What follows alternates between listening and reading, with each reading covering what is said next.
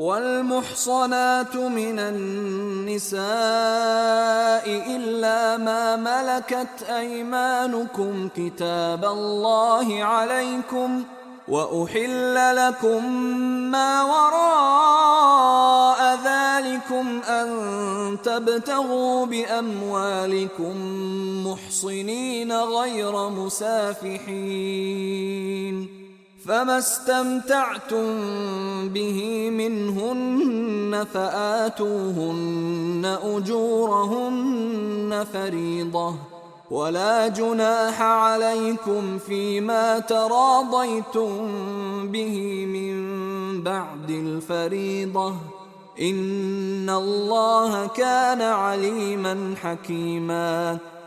और शौहर वाली औरतें भी तुम पर हराम हैं, मगर वो जो असीर होकर लौंडियों के तौर पर तुम्हारे कब्जे में आ जाएं। ये हुक्म खुदा ने तुमको लिख दिया है, और इन महरमात के सिवा और औरतें तुमको हलाल हैं, इस तरह से कि माल खर्च करके उनसे निकाह कर लो, बशर्ते के निकाह से मकसूद इफ्फत कायम रखना हो, न शहवत रानी।